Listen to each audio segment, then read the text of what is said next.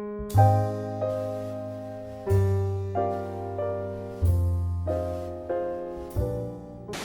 Students, last class આપણે પીરિયડિક table chapter complete કરી ચૂક્યા છીએ અને મેં તમને જે લેક્ચર મોકલ્યું હતું લાસ્ટ એ હતું કેટલાક એમસીક્યુ પણ તમને સોલ્વ કરાવીને શીખવાડ્યા છે. આવી રીતે આપણે એમસીક્યુ પણ સોલ્વ કરતા જઈશું, કેટલાક કોમ્પિટિટિવ એક્ઝામના ક્વેશ્ચન સોલ્વ કરીશું અને નવા ચેપ્ટર્સને આગળ પણ વધારીશું. આપણા 2 ચેપ્ટર કમ્પ્લીટ થઈ ચૂક્યા છીએ, સેકન્ડ અને થર્ડ. હવે આપણે ફર્સ્ટ ચેપ્ટરની ચર્ચા કરવાની છે અને ફર્સ્ટ ચેપ્ટર ખૂબ ઇમ્પોર્ટન્ટ ચેપ્ટર છે. આ ચેપ્ટર એ કેમિસ્ટ્રીનો બેઝ છે. જો આ ચેપ્ટર તમને પ્રોપરલી આવડી ગયું તો તમને આ ચેપ્ટરના કારણે કેમિસ્ટ્રી ઘણી સરળ લાગશે.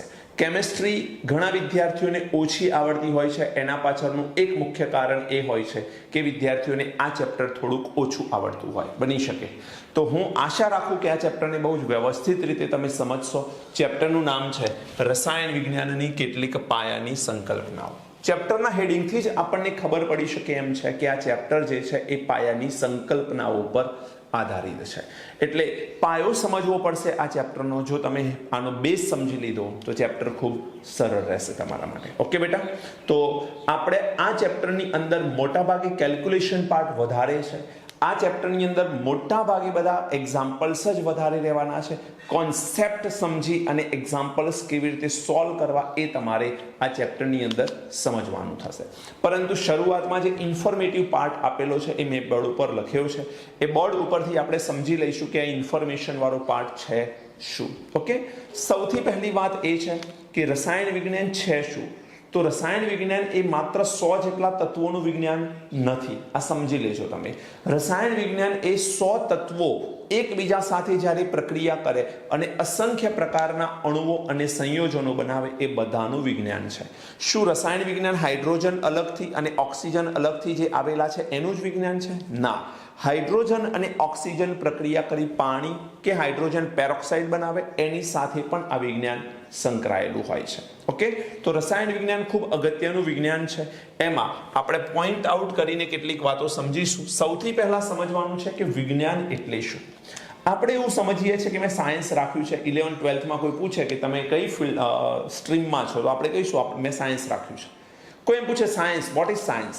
સાયન્સ એટલે શું? તો આપણી પાસે એનો જવાબ હોવો જોઈએ.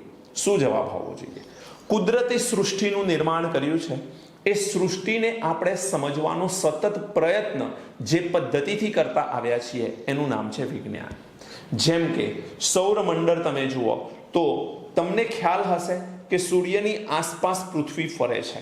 હવે એ તો ભગવાને જ નિર્માણ કરેલું છે, પણ આ નક્કી કોને કર્યું? વિજ્ઞાને નક્કી કર્યું. પાણી બનાવ્યું કોને? ભગવાને. પરંતુ એ પાણીમાં હાઇડ્રોજન અને ઓક્સિજન આવેલા છે એ શોધ્યું કોને? વિજ્ઞાને. આપણે પ્રાણવાયુ તરીકે શ્વાસોશ્વાસની ક્રિયામાં ઓક્સિજન લઈએ છીએ, જ્યારે ખબર હતી ત્યારે પણ અને ખબર નહોતી ત્યારે પણ. ઓકે, વાત એ છે ખબર પડે કે ના પડે આપણે ઓક્સિજન લઈએ જ છીએ. તો એ ઓક્સિજન જ છે એ સમજાવ્યું કોને? વિજ્ઞાને. કહેવાનું મારું તાત્પર્ય એ છે કે વિજ્ઞાન શું છે? કુદરતે જે સૃષ્ટિનું નિર્માણ કર્યું છે એ સૃષ્ટિને સમજવા માટેનો સતત થતો માનવીય પ્રયત્ન. સતત થતો માનવીય પ્રયત્ન. માનવી દ્વારા વિજ્ઞાન એટલે માનવી દ્વારા કુદરતને સમજવા માટે થતો સતત પ્રયત્ન, એને આપણે વિજ્ઞાન કહીએ છીએ. સરળતા માટે આપણે વિજ્ઞાનને અલગ અલગ બ્રાન્ચમાં ડિવાઈડ કરીએ છીએ, જેમ કે ભૌતિક વિજ્ઞાન, જીવ વિજ્ઞાન, રસાયણ વિજ્ઞાન, ભૂસ્તર વિજ્ઞાન. હવે ભૌતિકમાં પણ અલગ અલગ આવે, જીવ વિજ્ઞાનમાં પણ અલગ અલગ, બોટની, ઝૂલોજી તમને ખબર છે. રસાયણ વિજ્ઞાનમાં પણ કાર્બનિક રસાયણ વિજ્ઞાન, અકાર્બનિક રસાયણ વિજ્ઞાન છે, એનાલિટિકલ કેમિસ્ટ્રી છે, એક્સપેરિમેન્ટલ કેમિસ્ટ્રી છે, ઓર્ગેનિક કેમિસ્ટ્રી છે. તો અલગ અલગ કેમિસ્ટ્રી એમાં પણ બ્રાન્ચ બની શકે છે. પણ વાત એ છે કે અલગ અલગ શાખાઓમાં અલગ અલગ ચોક્કસ બાબતોનો અભ્યાસ કરવામાં આવે છે. તો આ વાત કરી મેં બેટા વિજ્ઞાનની. હવે વાત આપણે ચેપ્ટરની વાત ચાલે છે અને આપણે જે ભણી રહ્યા છીએ એ છે રસાયણ વિજ્ઞાન. તો વાત છે રસાયણ વિજ્ઞાનની અગત્યતા શું છે, રસાયણ વિજ્ઞાન કઈ કઈ જગ્યાએ કામ લાગે છે. તો હું એવું ચોક્કસ કહી શકું કે તમે જ્યારે રાત્રે સૂઈ જાઓ છો તો સવારે જ્યારે ઉઠો તો એ રાતનો સમય તો તમે બેડ પર છો, પણ એના પછી જ્યારે સવારે ઉઠો છો અને રાત્રે સૂઈ જાઓ છો ત્યાં સુધી અસંખ્ય ક્રિયા કરો છો તમે, ઘણી બધી ક્રિયાઓ તમે કરો છો અને બધી જ ક્રિયાઓમાં ક્યાંક ને ક્યાંક રસાયણ વિજ્ઞાન સંકળાયેલું હોય છે. હું સાબિત કરી શકું એમ છું. જેમ કે સવારે તમે ઉઠો છો તો ઉઠતાની સાથે તમારી આંખ ખુલે છે. એ જે આંખનું ખુલવું એ મગજ તમારું ચાલે છે, મગજની કાર્ય પદ્ધતિના લીધે આંખ ખુલે છે. તો એ મગજની કાર્ય પદ્ધતિ રસાયણ વિજ્ઞાન સાથે સંકળાયેલી છે. ત્યારબાદ તમે પહેલા શું કરશો? બ્રશ કરો છો તો જે પ્લાસ્ટિકનો જે હેન્ડલ છે એ શું છે? પોલીમર છે, મતલબ રસાયણ વિજ્ઞાન સાથે સંકળાયેલું છે. ઉપર તમે શું લો છો? ટૂથપેસ્ટ. તો ટૂથપેસ્ટ એક પ્રકારનું કેમિકલ છે. કોની સાથે સંકળાયેલું છે? રસાયણ વિજ્ઞાન સાથે. તમે પાણીનો યુઝ કરો છો, કોની સાથે સંકળાયેલું છે? H2O, રસાયણ વિજ્ઞાન સાથે સંકળાયેલું છે. તમે ચા પીવો છો તો ચા બનાવવા માટે તમે સુગરનો યુઝ કરો છો, C12H22O11. તમે ચાય પત્તી એડ કરો છો, તમે આદુ એડ કરો છો. તો શા માટે? આ બધામાં કયા કયા કેમિકલ્સ છે કે જેના કારણે બધા ભેગા થઈ શકે? કોને શીખવાડ્યું? રસાયણ વિજ્ઞાને. એના પછી આપણે આગળ વધીએ, આપણે નાવા જઈએ છીએ, સાબુ, શેમ્પુ વગેરેનો યુઝ કરીએ છીએ. તો એ સાબુ, શેમ્પુ શું છે? વન ટાઈપ ઓફ કેમિકલ છે. કોના લીધે બન્યા છે? રસાયણ વિજ્ઞાનના કારણે બનેલા છે. કપડાં ધોવા માટે વપરાતા પ્રક્ષાલકો, પ્રક્ષાલક મતલબ સાબુ, ડિટર્જન્ટની વાત કરીએ તો એ પણ એક પ્રકારના કેમિકલ છે. કોને બનાવીને આપ્યા? રસાયણ વિજ્ઞાન દ્વારા નિર્માણ થયા છે. એના પછી આપણે વ્હીકલ લઈને નીકળીએ છીએ તો વ્હીકલની અંદર petrol, diesel, kerosene, whatever જે પણ આપણે યુઝ કરીએ છીએ, CNG વાપરતા હોય, LPG વાપરતા હોઈએ, એ બધું એમાં જે પણ કેમિકલ છે એ કોને શોધી આપ્યા? રસાયણ વિજ્ઞાનની દેન છે. બેટા તમે જોશો ધુમાડો નીકળે છે તો ધુમાડાથી પ્રદૂષણ થયું. પ્રદૂષણ શોધ્યું કોને? રસાયણ વિજ્ઞાને. કર્યું કોને? રસાયણ વિજ્ઞાને. પ્રદૂષણ કરનાર પણ રસાયણ વિજ્ઞાન છે, એનો શોધનાર પણ રસાયણ વિજ્ઞાન છે અને એનો ઉકેલ પણ રસાયણ વિજ્ઞાન જ શોધીને આપશે. તમે જ્યારે ખોરાક ખાવ છો, પાચન તંત્રની અંદર એ પચે છે, ખોરાકનું ડાયજેશન થાય છે, એના માટે ચોક્કસ એન્ઝાઇમ્સ આવે છે. એ પણ એક પ્રકારના રસાયણો છે અને એના માટે પણ રસાયણ વિજ્ઞાન જવાબદાર છે. આમ જોઈએ તો ખાતરની અંદર ખેડૂત જ્યારે ખેતી કરે છે તો એમાં કેટલાય કીટનાશી દવાઓનો છંટકાવ કરે છે, કેટલાય ખાતરોનો યુઝ કરે છે. એ બધું શું છે? રસાયણ વિજ્ઞાનની દેન છે. આપણે બીમાર પડીએ છીએ ત્યારે ચોક્કસ પ્રકારની ઔષધિઓનો યુઝ કરીએ છીએ. એ ઔષધિ શું છે? રસાયણ વિજ્ઞાનની દેન છે. તો આમ જુઓ તો રસાયણ વિજ્ઞાન વગરનું જીવન હવે આપણે વિચારી શકતા નથી. આવો એક પછી એક સમજીએ. હવામાનની તરાહો, મતલબ કે આવતીકાલે વરસાદ આવવાની શક્યતાઓ છે કે નહીં એના વિશેની જે આગાહી કરવામાં આવે છે એ કોણ કરી શકે છે? રસાયણ વિજ્ઞાનના કારણે એ પોસિબલ થતું હોય છે. મગજની કાર્ય પદ્ધતિ, આપણે જે વિચારીએ છીએ તો અંદર ચોક્કસ પ્રકારના કેમિકલ કામ કરે છે. એ કેમિકલ અથવા રસાયણો જે કામ કરે છે એના લીધે મગજની કાર્ય પદ્ધતિ ચાલતી હોય છે. કમ્પ્યુટરનું પ્રચલન, હવે ઘણા વિદ્યાર્થીઓને એમ થાય કે કમ્પ્યુટરના પ્રચલનને અને રસાયણ વિજ્ઞાનને શું સંબંધ છે? બેટા કમ્પ્યુટર આપમેળે નથી ચાલતું. કમ્પ્યુટરને તમારે કંઈ કમાન્ડ આપવો પડે છે. એ કમાન્ડ તમે મગજથી આપો છો ને એ મગજ જે ચલાવવું જે છે એ રસાયણ વિજ્ઞાન સાથે સંકળાયેલું છે. ખાતરની બનાવટ જે ખેતરની અંદર વપરાય, આલ્કલી, આલ્કલીને આપણે બેટા શું કહી શકીએ? બેઝ. યાદ રાખજો, આલ્કલી મતલબ શું? બેઝ. તમને સૌને ખબર છે એસિડ, બેઝ વગેરે રસાયણ વિજ્ઞાન સાથે સંકળાયેલી બાબતો છે. તો આલ્કલી એટલે બેઝ. ક્ષાર, ઘણા બધા ક્ષાર, જેમાંનો એક રૂટીન ક્ષાર આપણે આપણા ઘરની અંદર ખૂબ વાપરીએ છીએ એ છે NaCl, ટેબલ સોલ્ટ કહીએ છીએ આપણે, જેને આપણે મીઠું તરીકે ઓળખીએ છીએ. ક્ષાર. રંગક, આપણે રંગકોનો અલગ અલગ યુઝ કરીએ. મકાનને કલર કરવો હોય તો પણ રંગક વપરાય છે અને આપણા શરીર પર જે કપડાં પહેરેલા છે એ કાપડ ઉપર પણ એક ચોક્કસ પ્રકારનો રંગક વપરાય છે. એના લીધે રંગ અલગ અલગ કપડાના આપણને દેખાતા હોય છે. ત્યારબાદ પોલીમર પદાર્થો. પોલીમર પદાર્થો એટલે શું? તો મોટા ભાગે મગજમાં એવું આવે કે પોલીમર એટલે પ્લાસ્ટિક. વાત સાચી, બધા જ પ્લાસ્ટિક પોલીમર તો છે જ, પણ બધા પોલીમર કંઈ પ્લાસ્ટિક નથી બેટા. ઘણી બધી જગ્યાએ જેમ કે સેલોની ચેર તમે જોઈ છે તો એ પણ એક પોલીમર છે. આ બટન છે તો એ પણ એક પોલીમર છે. સ્વિચ એ પણ એક પોલીમર છે. રાઈટ? તો ઘણી બધી જગ્યાએ આપણે અત્યારે સિન્ટેક્સની ટાંકી આવે છે એ પણ એક પોલીમર છે. આપણે જે પ્લાસ્ટિકની થેલી યુઝ કરીએ છીએ, બેગ યુઝ કરીએ છીએ, જેને આપણે જબલું કહીએ છીએ, એ પણ એક પોલીમર છે. તો આવા અસંખ્ય પોલીમરનું નિર્માણ પણ રસાયણ વિજ્ઞાનની દેન છે. ઔષધો, બીમાર પડીએ ત્યારે જે ઔષધોનો યુઝ કરીએ છીએ એ પણ રસાયણ વિજ્ઞાનની જ દેન છે. આ એક ઇન્ફોર્મેટિવ પાર્ટ છે જે તમારે ઇન્ફોર્મેશન મેળવવાની છે ખાલી. એના પછી સાબુ, જેની વાત કરી, પ્રક્ષાલક, જે આપણે કાપડને સ્વચ્છ કરવા માટે પદાર્થોનો યુઝ કરીએ એને પ્રક્ષાલક કહેવામાં આવે છે, જે સાબુના ફોર્મમાં પણ હોઈ શકે, ડિટર્જન્ટના ફોર્મમાં પણ હોઈ શકે. ધાતુ, આપણે ધાતુઓથી ઘેરાયેલા છીએ, ખાસ કરીને લોખંડ, એલ્યુમિનિયમ, ગોલ્ડ, સિલ્વર, આ બધી ધાતુઓથી આપણે ઘેરાયેલા છીએ. તો આ ધાતુઓનું નિર્માણ. મિશ્ર ધાતુઓનું નિર્માણ, આપણા ઘરની અંદર કોઈ જગ્યાએ મિશ્ર ધાતુ જોઈ તમે? જોઈ? યસ, જોઈ છે તમે, કદાચ તમને ખ્યાલ નથી. કઈ મિશ્ર ધાતુ છે બેટા? ઓર્નામેન્ટ, મતલબ કે સોનાની જ્વેલરી જે છે, ઘરેણા જે છે, એ મિશ્ર ધાતુ છે. એ પ્યોર ગોલ્ડનું કોઈ દિવસે ઘરેણું બની ન શકે. એમાં અમુક માત્રામાં આપણે બીજી ધાતુ એડ કરવી પડે. એ કોપર અથવા કેડમિયમ ઉમેરવામાં આવે છે અને એના લીધે એ સોનાના ઘરેણાની સ્ટ્રેન્થ મળતી હોય છે. રાઈટ? ઇવન આપણે પિત્તળનો લોટો વાપરીએ છીએ, તો પિત્તળનો લોટો એ શું છે? તો કોપર અને ઝિંકનું મિશ્રણ છે. તો એ પણ શું છે? એક પ્રકારની મિશ્ર ધાતુ છે. કાર્બનિક પદાર્થો, કાર્બનિક પદાર્થો વગર જીવન ચાલે એવું જ નથી. આપણે જેટલો પણ ખોરાક ખાઈએ છીએ એ બધો જ કાર્બનિક પદાર્થ છે, ચાહે રોટલી હોય કે સબ્જી હોય, એ કાર્બનિક પદાર્થ છે. બીકોઝ પ્રોટીન, વિટામિન એ કાર્બનિક પદાર્થો છે અને એના વગર જીવન ચાલી શકે તેમ નથી. અકાર્બનિક પદાર્થો, અકાર્બનિક પદાર્થો જે છે એ લોટ્સ ઓફ ટાઈપના છે. Carbon, nitrogen, oxygen, sulphur, hydrogen, આવા અલગ પ્રકારના જેટલા પણ સંયોજનો બનાવે છે, કાર્બન, હાઇડ્રોજન, ઓક્સિજન, એ બધા શું છે? કાર્બન અલગ હોય, હાઇડ્રોજન અલગ હોય તો એ કાર્બનિક સંયોજનો કાઉન્ટ નથી થતા. H2O છે, ધારો કે H2O છે, તો એ શું છે બેટા? અકાર્બનિક સંયોજન છે. શું છે? અકાર્બનિક સંયોજન. O2, ઓક્સિજન, જે આપણે શ્વાસોશ્વાસની ક્રિયામાં લઈએ છીએ, શું છે? અકાર્બનિક સંયોજન. એકલો ચારકોલ, કોલસો, શું છે? કાર્બનિક સંયોજનની એક વ્યાખ્યા છે આગળ જતા. કાર્બન, હાઇડ્રોજન ને ઓક્સિજનથી બનતા સંયોજનો, એમાં કાર્બન અને હાઇડ્રોજન મસ્ટ બી પ્રેઝન્ટ, 100% હાજર હોવા જોઈએ. તો એને આપણે કાર્બનિક સંયોજનો તરીકે ઓળખીશું આગળ જતા. ઓકે, એ ડિટેલમાં છે, આવશે એટલે આપણે વાત કરીશું એને. ચલો, એના પછી છે મોટા પાયા પર ખાતરનું ઉત્પાદન. એ રસાયણ વિજ્ઞાનની દેન છે. તમને ખ્યાલ હશે, યુરિયા છે, NPK છે, DAP છે, આવા અલગ અલગ ખાતર તમે નામ સાંભળ્યા હશે. એના પછી શું છે? સુધરેલી કીટનાશક દવા. અત્યારે રોગો વધી રહ્યા છે ખેતરની અંદર પણ. જેમ કે અત્યારે COVID-19ના કારણે આપણે સૌ ઘરેથી સ્ટડી કરી રહ્યા છીએ, તો એ રોગ છે એક પ્રકારનો વાયરસ છે જે આપણને હેરાન કરી રહ્યો છે. એક્ઝેક્ટલી ખેતરની અંદર જે આપણે પાક વાવીએ છીએ, મતલબ જે પણ અનાજ વાવેલું છે, એ અનાજને પણ પરેશાન કરવાવાળા કેટલાય કીટકો હોય છે. એવી અલગ અલગ કીટનાશક દવાઓ આપણે શોધવી પડે છે. તો સુધારેલી જાત કીટનાશક દવાઓની શોધવી એ પણ રસાયણ વિજ્ઞાનની જ દેન છે. અન્ડરસ્ટુડ? સમજ પડે છે બેટા? ત્યાર પછી છે જીવન રક્ષક ઔષધો. આપણા જીવનની અંદર અલગ અલગ પ્રકારની ઔષધોની જરૂર છે, કારણ કે બીમારી અલગ અલગ થયેલી હોય છે.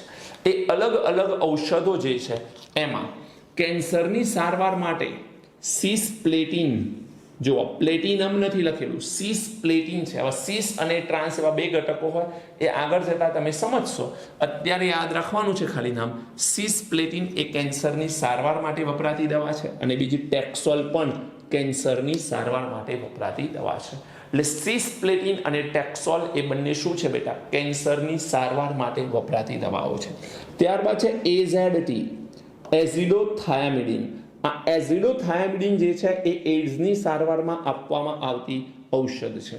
કોઈ પણ વ્યક્તિને જ્યારે એઇડ્સ થયો છે તો એનો સચોટ ઈલાજ તો નથી આપણી પાસે, પરંતુ એઝિડોથાયામિડિન નામની જે દવા છે એ આપવામાં આવે તેને રાહત આપણે આપી શકીએ છીએ. ત્યારબાદ વાત આવે છે રાસાયણિક સિદ્ધાંતોના વધુ વિકાસને કારણે શું બન્યું છે. રાસાયણિક સિદ્ધાંતો ઘણા બધા ભણીશું આપણે આ જ ચેપ્ટરની અંદર, અને એના લીધે આપણે ચુંબકીય, વિદ્યુતીય અને પ્રકાશીય ગુણધર્મો ધરાવતા નવા પદાર્થોનું સંશ્લેષણ શક્ય બન્યું. સંશ્લેષણ એટલે શું બેટા? નિર્માણ. અલગ અલગ એવા પદાર્થોનું નિર્માણ આપણે કરી શક્યા છીએ જે પદાર્થો ચુંબકીય ગુણધર્મ ધરાવતા હોય, અથવા વિદ્યુતીય ગુણધર્મ ધરાવતા હોય, અથવા તો પ્રકાશીય ગુણધર્મ ધરાવતા હોય. આ ગુણધર્મો શું છે એ આપણે આગળ જતા ભણવાના છીએ. અત્યારે તમારે વર્ડ્સથી માહિતગાર થવાનું છે ખાલી, કે ચુંબક સાથે ઇન્ટરેક્ટ કરતા હોય, મેગ્નેટ સાથે જે ઇન્ટરેક્ટ કરતા હોય એવા પદાર્થો, વિદ્યુત સાથે ઇન્ટરેક્ટ કરતા હોય એ વિદ્યુતીય પદાર્થો, અને પ્રકાશ સાથે ઇન્ટરેક્શન કરતા હોય એવા પદાર્થોને પ્રકાશીય પદાર્થો કહેવાય. તો આ ચુંબકીય, વિદ્યુતીય અને પ્રકાશીય ગુણધર્મો ધરાવતા નવા પદાર્થોનું શું થઈ શક્યું? સંશ્લેષણ થઈ શક્યું. અતિવાહક પદાર્થો, અતિવાહક એટલે જેનો અવરોધ 0 હોય ને એને અતિવાહક પદાર્થ કહેવાય બેટા. હવે આમ જુઓ તો સિરામિક્સ પદાર્થો છે ને એ અવાહક પદાર્થોમાં આવે, પરંતુ આ બધા ગુણધર્મો જે ડેવલપ થયા, ચુંબકીય, વિદ્યુતીય, પ્રકાશીય ગુણધર્મો, એના લીધે જે રસાયણ વિજ્ઞાન વિકાસ પામ્યું, એ રસાયણ વિજ્ઞાન વિકાસ પામવાના કારણે સિરામિક્સ પદાર્થો જે છે, સમજો વાતને, સિરામિક્સ પદાર્થો જે છે એ વાહકતા ધરાવતા પોલિમર પદાર્થો છે અને ત્રીજા નંબરમાં ઓપ્ટિકલ ફાઇબર. આ ત્રણ પદાર્થોનું નિર્માણ આપણે શક્ય બનાવી શકીએ. શું કહેવા માંગુ છું હું? એકચ્યુઅલમાં પોલિમર પદાર્થ પણ અવાહક પદાર્થ છે, સિરામિક્સ પદાર્થો પણ અવાહક પદાર્થ છે, અને ઓપ્ટિકલ ફાઇબર તમે ગૂગલ પર જઈને સર્ચ કરજો, તમને ઇમેજ જોવા મળશે. ઓપ્ટિકલ ફાઇબર, ઓપ્ટિક ફાઇબર એક પ્રકારનો ફાઇબર છે, રેસા છે, રાઈટ? તો એ પણ એક પ્રકારનો અવાહક પદાર્થ છે. પણ આધુનિક સિદ્ધાંતોના કારણે આપણે એ પદાર્થોને અવાહકમાંથી કેવા બનાવી શક્યા? અતિવાહકમાં કન્વર્ટ કરી શક્યા. તો સિરામિક્સ પદાર્થોને પણ અતિવાહક બનાવી શક્યા. વાહકતા ધરાવતા પોલિમર મતલબ પોલિમર પદાર્થોમાંથી પણ વિદ્યુતનું વહન આપણે કરાવી શક્યા અને ઓપ્ટિકલ ફાઇબરનું પણ આપણે નિર્માણ કરી શક્યા, રાઈટ? તો આવા અલગ અલગ પદાર્થોનું આપણે નિર્માણ કરવામાં સફળતા મેળવી ચૂક્યા છીએ. રીઝન માત્ર એ છે કે આધુનિક સિદ્ધાંતો આપણી સાથે છે રસાયણ વિજ્ઞાનના. ત્યારબાદ પર્યાવરણીય જોખમોનો સામનો. પર્યાવરણની અંદર જોખમ ક્રિએટ કોને કર્યું? રસાયણ વિજ્ઞાને. જેમ કે એર કન્ડિશનરનો આપણે યુઝ વર્ષો પહેલા જ્યારે કરતા હતા, તો એર કન્ડિશનરનું જે કોમ્પ્રેસર છે એ કોમ્પ્રેસરમાંથી જે બહાર નીકળતો વાયુ છે એ હતો CFC. રેફ્રિજરન્ટ તરીકે ઓળખાય અને એ છે CFC નું પૂરું નામ છે ક્લોરોફ્લોરોકાર્બન્સ. શું નામ છે બેટા? ક્લોરોફ્લોરોકાર્બન્સ. હવે ક્લોરોફ્લોરોકાર્બન્સ ઘણા બધા પ્રકારના હોય છે, જેમાં કાર્બન હોય, ક્લોરીન હોય અને ફ્લોરીન હોય. એવા અલગ અલગ માત્રામાં ક્લોરીન, ફ્લોરીન અને કાર્બન જોડાય અને પરિણામે ક્લોરોફ્લોરોકાર્બન્સ ઘણા બને. એ ક્લોરોફ્લોરોકાર્બન્સ જે છે એ કોમ્પ્રેસરમાંથી બહાર નીકળતો, એટલે પર્યાવરણની અંદર ક્લોરોફ્લોરોકાર્બન એડ થતો. એ ક્લોરોફ્લોરોકાર્બન જ્યારે વાતાવરણની અંદર ફેલાય એટલે વાતાવરણમાં જે ઓઝોન લેયર છે એ ઓઝોન લેયરનું એ ડિપ્લેશન કરે મતલબ ઓઝોન લેયરને ખતમ કરે અને ઓઝોન લેયરની અંદર ક્ષય જોવા મળે. ઓઝોન લેયરની અંદર જેવો ક્ષય થઈ જાય એટલે આપણે એવું જાણીએ છીએ કે ત્યાંથી વિકિરણો સીધા જ ક્યાં આવી જાય? પૃથ્વી ઉપર, આપણી સ્કિન પર પડે અને પરિણામે એના કારણે આપણને કેન્સર પણ થઈ શકે. એટલે અલ્ટ્રાવાયોલેટ રેઝ જે કોણ શોષી લે છે? ઓઝોન. એ શોષે નહીં, કારણ કે ત્યાં ક્ષયન થઈ ગયું અને સીધા જ વિકિરણો ક્યાં આવી ગયા? પૃથ્વી પર. પૃથ્વી પર વિકિરણો આવે, પરિણામે એવું કહી શકાય કે ઓઝોનના આવરણમાં ક્ષય થવાના કારણે પારજાંબલી વિકિરણો અલ્ટ્રાવાયોલેટ રેઝ સીધા પૃથ્વી પર આવવા લાગ્યા. પરિણામે પૃથ્વીનું તાપમાન પણ વધ્યું અને વિવિધ રોગો પણ થવા લાગે. ઇવન કેન્સર પણ એનાથી થઈ શકે છે. તો આપણે શું કરવું જોઈએ? આ રેફ્રિજરેટરની એર કન્ડિશનર જે છે એ રેફ્રિજરન્ટ તરીકે કોનો યુઝ કરે છે? CFC નો. એનો આપણે યુઝ બંધ કર્યો. CFC પણ કોને સજેસ્ટ કર્યો હતો? રસાયણ વિજ્ઞાને. પણ એનાથી નુકસાન થયું, તો એ નુકસાન જે છે એ નુકસાનને આપણે દૂર કરી અને HFC નો યુઝ કરવાનો શરૂ કર્યો. HFC માં એક લેબલ છે 134A. આ લેબલ નંબર છે બેટા, આનો કોઈ બીજો મતલબ નથી. 134A હાઇડ્રોફ્લોરોકાર્બન 134A આ એક લેબલ કરેલો સંયોજન છે, લેબલ કરેલો રેફ્રિજરન્ટ છે જે ઓઝોનને CFC જેટલો અસર કરતો નથી અથવા તો નજીવી અસર કરે છે, અને માટે આપણે હવે CFC ની જગ્યા પર HFC નો યુઝ કરી રહ્યા છીએ. બોલો, ખ્યાલ આવે છે? ત્યારબાદ તમને ખ્યાલ હશે ગ્રીન હાઉસ અસર, આવું નામ તમે સાંભળેલું હશે. આ શું છે? વાતાવરણની અંદર એવા વાયુઓ ઉમેરાઈ જાય કે જે સૂર્યના વિકિરણોનું શોષણ વધારે કરી લે. હવે જો સૂર્યના વિકિરણોનું શોષણ એ વધારે કરે તો વાતાવરણની અંદર ટેમ્પરેચર શું થવાનું? વધી જવાનું. વાતાવરણમાં તાપમાન વધી જશે એટલે તાપમાન વધવાના કારણે આ મિથેન, CO2 જેવા વાયુઓ છે આ વિકિરણને શોષી લે છે અને વાતાવરણમાં ગરમી વધારે છે. જો ગરમીનું પ્રમાણ વધુ થઈ જાય તો વાતાવરણમાં તાપમાન વધવાના કારણે ધ્રુવ પ્રદેશના બરફ જે છે એ પીગળવા લાગશે અને દરિયાની સપાટી ઉપર આવશે. આને આપણે શું નામ આપીએ છીએ? Green house effect. શું કહીએ છીએ? Green house effect. હું ફરી એકવાર કહું છું, વાતાવરણમાં મિથેન, CO2, CFC પણ એનો ભાગ છે. મિથેન, CO2, CFC આવા વાયુઓની હાજરીના કારણે સૂર્યના વિકિરણોનું વધુ માત્રામાં એ શોષણ કરી લે. જો વધુ માત્રામાં એ શોષણ કરી લે તો વાતાવરણનું તાપમાન શું થાય? વધે. વાતાવરણનું તાપમાન વધે એટલે ધ્રુવ પ્રદેશનું બરફ છે એ પીગળવા લાગે. પીગળવા લાગે એટલે ધીમે ધીમે પીગળી દરિયામાં એ પાણીનું પ્રમાણ વધે એટલે દરિયાની સપાટી ઉપર આવે અને એ સપાટીનું ઉપર આવવું આને કહેવાય ગ્રીન હાઉસ ઇફેક્ટ. તો આના યોગ્ય વિકલ્પો શું છે એ આપણે આગળ જતા કેમિસ્ટ્રીમાં ભણીશું, પણ એના યોગ્ય વિકલ્પોની રજૂઆત પણ કોને કરી છે? રસાયણ વિજ્ઞાને કરી છે. તો ગ્રીન હાઉસ અસર તરીકે જે વાયુઓ કામ કરે છે એ વાયુઓનો વિકલ્પ શું હોઈ શકે, અથવા ગ્રીન હાઉસ અસર ઓછી કરવા માટે આપણે શું કરી શકીએ, કયા પગલાં લઈ શકીએ, એનો યોગ્ય વિકલ્પ પણ આપણને કોને શોધી આપ્યો છે? રસાયણ વિજ્ઞાને શોધી આપ્યો છે. અને ત્યારબાદ છે પડકાર. હજુ આપણી સામે કેટલાક પડકારો ઊભા છે, એમાં આપણે હજુ કામ કરવાની જરૂરત છે. જેમાં પહેલો પડકાર છે જૈવ રાસાયણિક પ્રક્રમોને સમજવા. જૈવ રાસાયણિક પ્રક્રમ મતલબ આપણા બોડીની અંદર થતી પ્રક્રિયાઓ જે છે એ 100% સચોટ રીતે આપણે હજુ નથી સમજી રહ્યા. જૈવ રાસાયણિક શબ્દ જ્યારે પણ આવે એટલે એક વસ્તુ ક્લિયર રાખજો કે એ લિવિંગ સિસ્ટમમાં થતી પ્રક્રિયાઓ છે. લિવિંગ સિસ્ટમ એટલે જીવિત વ્યક્તિ કે જીવિત પ્રાણીમાં થતી પ્રક્રિયાઓ જે છે એને જૈવ રાસાયણિક પ્રક્રિયાઓ કહેવાય. ઇંગ્લિશમાં એને બાયોકેમિકલ રિએક્શન કહેવાય છે. આ બાયોકેમિકલ રિએક્શન એકચ્યુઅલી કેવી રીતે થાય છે, એનું મિકેનિઝમ શું છે, કેટલા તબક્કામાં થાય છે, એ 100% સમજવા એને કહેવાય જૈવ રાસાયણિક પ્રક્રમોને સમજવા. જૈવ રાસાયણિક પ્રક્રમને સમજીશું તો આપણે એના રિલેટેડ કંઈક સંશોધનો કરી શકીશું. એટલે જૈવ રાસાયણિક પ્રક્રિયાઓ જેટલી પણ થાય છે એ કેટલા તબક્કામાં થાય છે, એમાં કયા કયા મધ્યવર્તી સંયોજન બને છે, કઈ પ્રોડક્ટ કેવી રીતે જોડાય છે, તો એ પ્રક્રમોને આપણે સમજવા એ એક પડકાર છે આપણી સામે. બીજો, રસાયણોનું મોટા પાયા પર ઉત્પાદન કરવું. મતલબ કે પોલ્યુશન ઓછું થાય અથવા પોલ્યુશન ન થાય તેવી રીતે વિવિધ પ્રકારના રસાયણોનું નિર્માણ કરવું એ પણ આપણી સામે એક પડકાર છે. વિવિધ પ્રકારના નવા રસાયણોનું વધુ માત્રામાં ઉત્પાદન કરવું, ઓછા સમયમાં ઉત્પાદન કરવું, ઓછા ખર્ચે ઉત્પાદન કરવું અને પ્રદૂષણ ન થાય તેવી રીતે ઉત્પાદન કરવું, આ આપણી સામે એક પડકાર છે. યોગ્ય ઉત્સેચકનો ઉપયોગ કરવો. યોગ્ય ઉત્સેચક એટલે શું એ કદાચ તમને ખ્યાલ ન હોય તો કહું તમને. બે વર્ડ આવશે તમારે ભણવાના. એક વર્ડને આપણે નામ આપીશું ઉદ્દીપક અને બીજા વર્ડને નામ આપીશું આપણે ઉત્સેચક. આ બે અલગ અલગ પદાર્થ છે, ઉદ્દીપક અને ઉત્સેચક. બંનેનું કામ એક જ છે.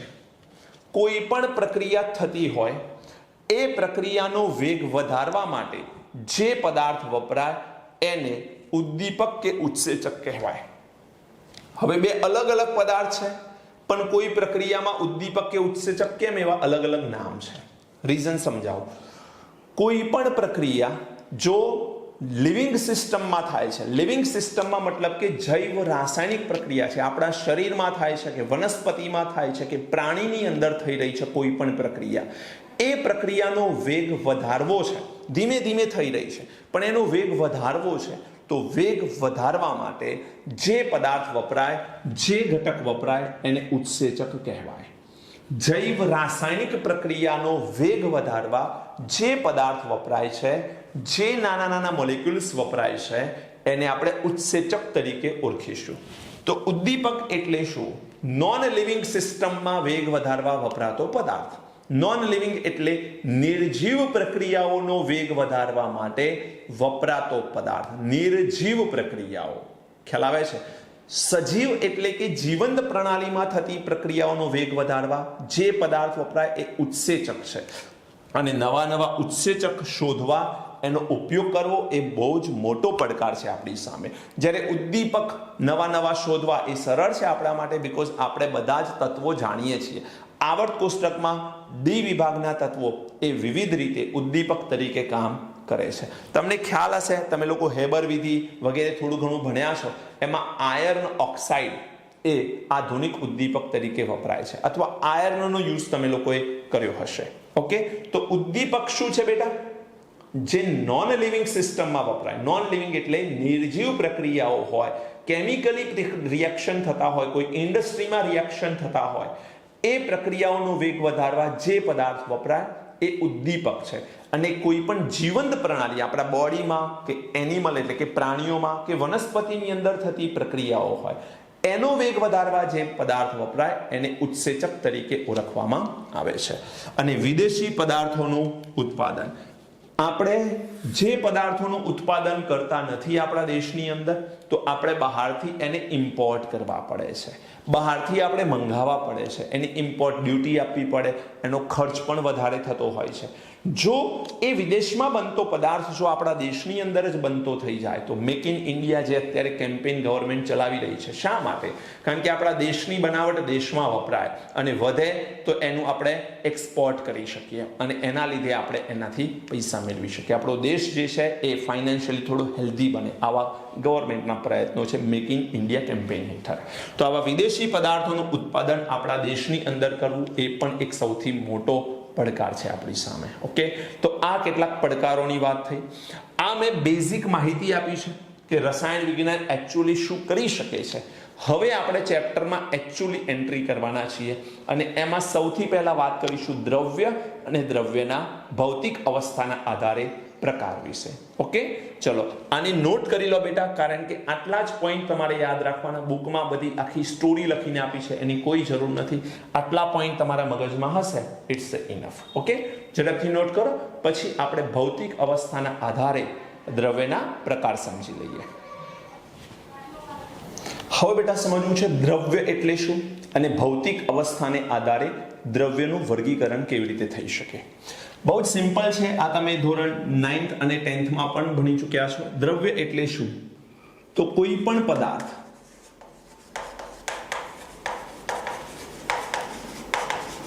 જેને દર છે અને જે જગ્યા રોકે છે તેને દ્રવ્ય કહે છે. કોઈ પણ પદાર્થ કે જેને દર છે એટલે કે વજન છે. જો ફિઝિક્સની અંદર વજન અને દર બે અલગ અલગ ક્વોન્ટિટી છે. કેમિસ્ટ્રીમાં આપણે એક જ માનીએ છીએ બંનેને. એકમાં ગુરુત્વાકર્ષણની અસર લાગે, એકમાં ન લાગે. વજન પર ગુરુત્વાકર્ષણ બળની અસર લાગે છે. દર જે છે એ ફિક્સ ગણવામાં આવે છે. શું છે? ફિઝિક્સમાં તમે ભણશો. પણ અત્યારે યાદ રાખો કે કોઈ પણ પદાર્થ જેને દર છે અને જે જગ્યા રોકે છે એને આપણે શું નામ આપીશું બેટા? દ્રવ્ય તરીકે ઓળખવામાં આવે છે. અને આ દ્રવ્યને ભૌતિક અવસ્થાને આધારે વર્ગીકૃત કરવામાં આવે. ભૌતિક અવસ્થાના આધારે દ્રવ્યનું વર્ગીકરણ. તો આ તો ખૂબ સિમ્પલ છે, તમે આગળના ધોરણોમાં પણ આ વસ્તુ ભણ્યા છો. ભૌતિક અવસ્થાને આધારે જો દ્રવ્યનું વર્ગીકરણ કરવામાં આવે તો એ 3 પ્રકારની અવસ્થામાં એનું વર્ગીકરણ થઈ શકે છે.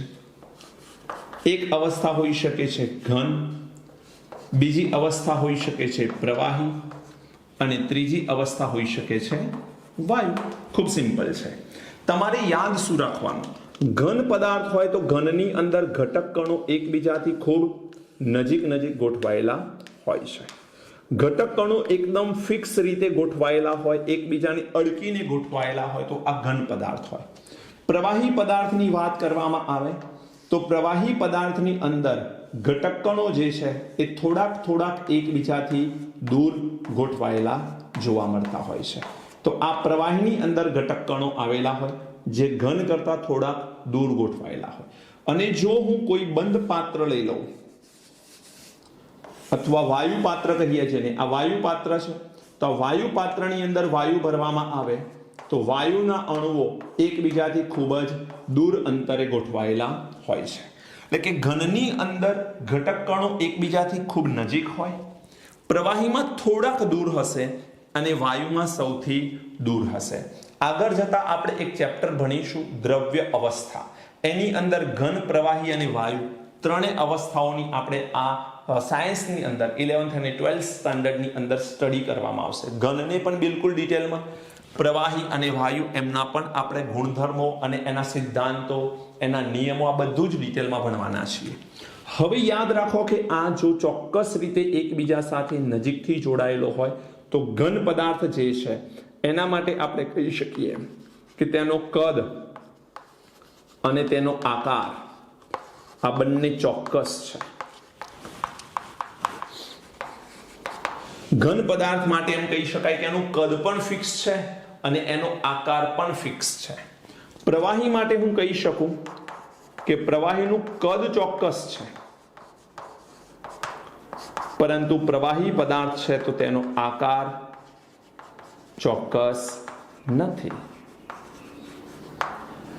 કદ ચોક્કસ છે પણ આકાર ચોક્કસ નથી. મતલબ કે પ્રવાહીને તમે જે પાત્રની અંદર ભરશો એ પાત્ર જેવો તે આકાર પ્રાપ્ત કરશે. એક ઉદાહરણ આપું જુઓ. તમે લોકો ક્યારેય પણ માર્કેટમાં જઈ અને દૂધની થેલી લઈ આવ્યા હશો. હવે દૂધની એક બેગ તમે જ્યારે લાવો છો, એક થેલી લાવો છો, તો એમાં કેટલા ml દૂધ છે? 500 ml. હવે એ બેગને તોડી તમે તપેલીની અંદર કે કોઈ પણ એક નાના પાત્રની અંદર એ દૂધને જ્યારે કાઢી લો છો તો એ તપેલીની અંદર પણ દૂધનું વોલ્યુમ અથવા દૂધનું કદ કેટલું? 500 ml છે.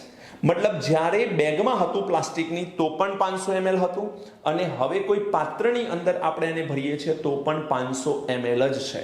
એનો મતલબ કે એનું કદ કેવું છે? ચોક્કસ. પણ બેગની અંદર આકાર જે હતો ફ્લેટ, એવો આકાર શું હવે તપેલી કે બીજા કોઈ વેસલમાં હશે કે બીજા કોઈ પાત્રમાં હશે? ના. એને જે પાત્રમાં ભરવામાં આવે એવો આકાર તે પ્રાપ્ત કરી લે છે. મતલબ કે તેને આકાર ચોક્કસ નથી હોતો. વાત કરું હું વાયુની, તો વાયુને કદ અને આકાર બંને ચોક્કસ હોતા નથી. એને આકાર પણ ચોક્કસ નથી અને કદ પણ ચોક્કસ હોતો નથી. બોલો, ખ્યાલ આવે છે કે નહીં? તો ઘન પદાર્થ માટે કદ અને આકાર ચોક્કસ છે, નિશ્ચિત છે.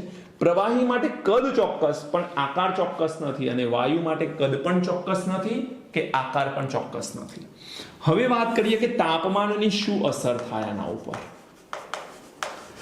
આ ભૌતિક અવસ્થાના આધારે જે વર્ગીકરણ કરી રહ્યા છીએ એમાં તાપમાનની શું અસર થઈ શકે? તો કોઈ પણ ઘન પદાર્થ છે એનું પ્રવાહીમાં રૂપાંતરણ ક્યારે થાય અને પ્રવાહી પદાર્થનું વાયુમાં રૂપાંતરણ ક્યારે થાય? તો બહુ જ સિમ્પલ વસ્તુ છે.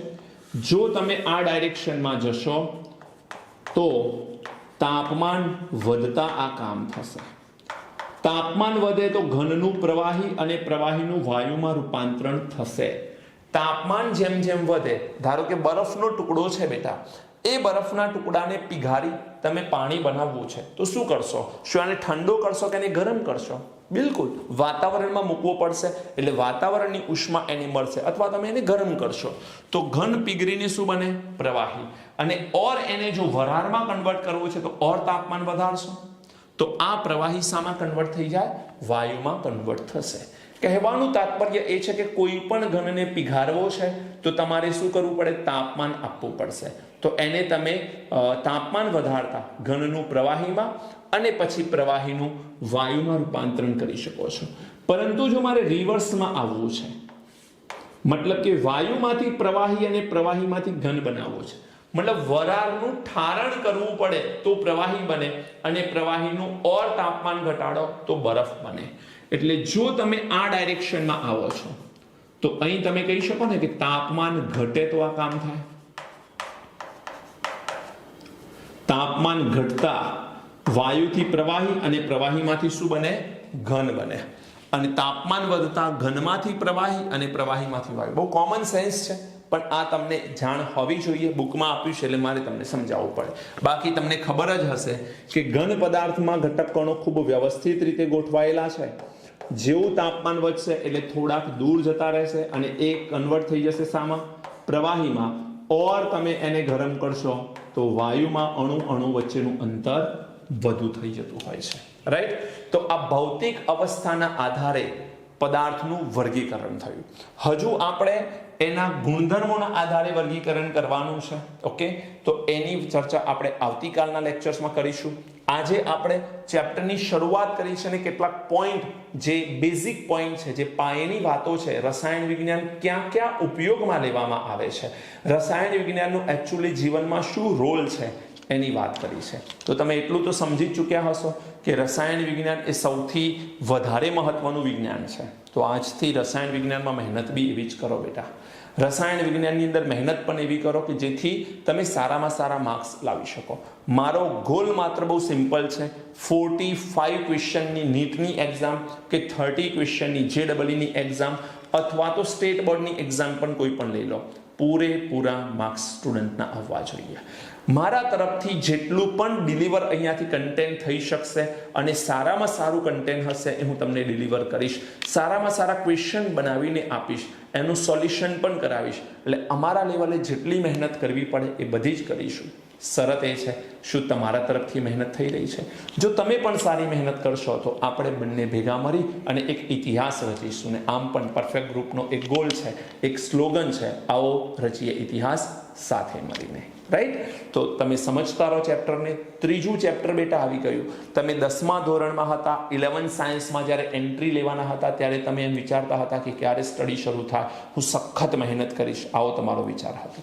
તો હવે એ મહેનત કરવાના દિવસો આવી ચૂક્યા છે. પોસ્ટપોન ના કરો, આજથી અત્યારથી જ મહેનતની શરૂઆત કરો. આવતીકાલ કે 1 કલાક પછી હું મહેનત કરીશ એ વિદ્યાર્થીઓ કદાપી સફળ થતા નથી. અત્યારે જ કરવાનું છે. કલ કરે સો આજ કર, આજ કરે સો અબ. આ સ્લોગન પર જો તમે કામ કરશો તો જીવનમાં ઘણા આગળ વધી શકશો. ઓકે બેટા, મળીએ છીએ નેક્સ્ટ લેક્ચરમાં. Thank you. God bless you.